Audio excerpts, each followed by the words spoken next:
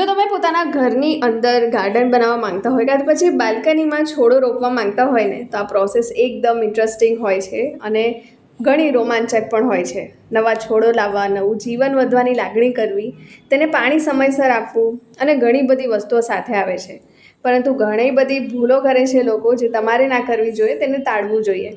જો તમે પહેલી વાર કોઈ પણ છોડ રોપો ને તો એકદમ સરળ પ્લાન્ટ્સથી શરૂઆત કરો, જે આસાનીથી ઉગી જાય છે, જેને વધારે જાળવણીની જરૂરત નથી પડતી. કારણ કે મોટે ભાગેના લોકો પહેલી વાર એવા અઘરા પ્લાન્ટ્સ પસંદ કરે છે જેને ખૂબ જ જાળવણીની જરૂરત પડે છે, ક્યાં તો પછી ફળ અથવા શાકભાજી ઉગાવવાનું શરૂ કરી દે છે. તો તમે આ ભૂલ ના કરો, તેને ધીમે ધીમે શીખવાનું શરૂ કરો. જ્યારે તમે કોઈ પણ નવા છોડ લાવો છો ક્યાં તો પછી તેને બીજમાંથી ઉગાડો છો ને તો મોટાભાગના લોકો આ ભૂલો કરે છે કે છોડમાં વધુ પાણી આપી દે છે.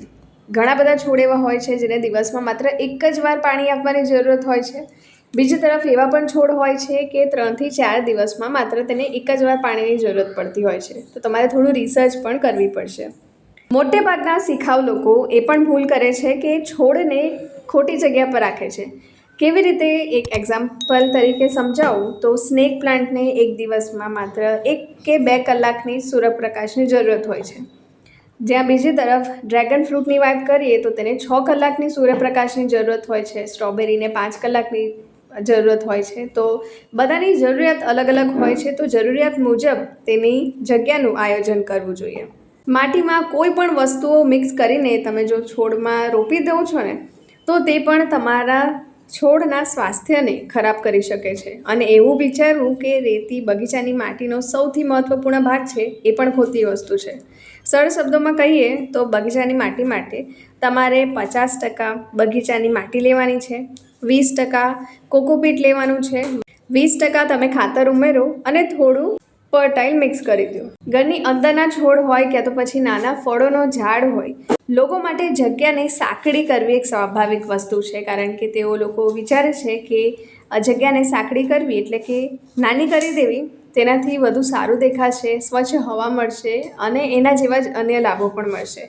પરંતુ જો તમે જગ્યાને સાંકડી કરશો અને એકદમ ભીડ બનાવી દેશો, નાની નાની જગ્યામાં વધારે છોડો વાવી દેશો તો તે છોડ ફક્ત પોષક તત્વો માટે લડશે. તમારા બગીચામાં જો જીવાતો પડી જાય તો તેની ઓળખ કરવી અને સારવાર કરવી એ પણ ખૂબ જ અગત્યની બાબત હોય છે. પરંતુ ઘણા બધા શિખાઉ લોકો માટે તે લોકો જાણતા નથી કે આને કેવી રીતે કરવું જોઈએ.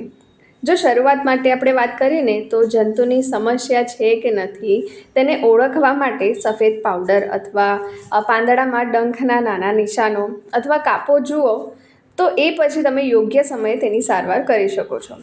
જો તમે ફળો અથવા શાકભાજી ઉગાવતા હોય અને તો પણ તમે કાપણી ના કરતા હોય ને તો તમારો બગીચો એકદમ મુશ્કેલમાં મુકાઈ જશે. કારણ કે તમે એની ખાતરી કરો કે કોઈ પણ વધારાના અથવા સુકાઈ જતા પાંદડાઓને કાપી નાખો, જેથી કરીને ફૂલ અને ફળ સુધી જરૂરી પોષક તત્વો પહોંચી શકે. જેમ દરેક માણસ અલગ હોય છે તેમ દરેક છોડ પણ અલગ અલગ હોય છે અને તેની વધતી જતી જરૂરિયાતો પણ અલગ અલગ હોય છે. ખાતરી કરો કે સારી રીતે તમે રિસર્ચ કરો.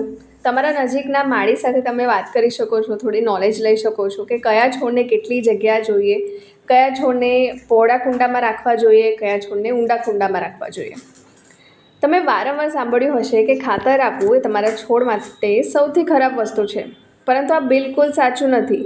યોગ્ય રીતે અને યોગ્ય માત્રામાં યોગ્ય સમય પર જો ખાતર આપવામાં આવે ને તો તમારા છોડને વધુ પડતું પોષણ મળી શકે છે, જે તેના સારા વિકાસ માટે જરૂરી છે.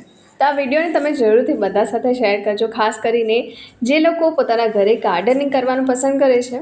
આ વિડીયોને જરૂરથી શેર કરજો અને મારી ચેનલ સાથે જોડાઈ રહેજો.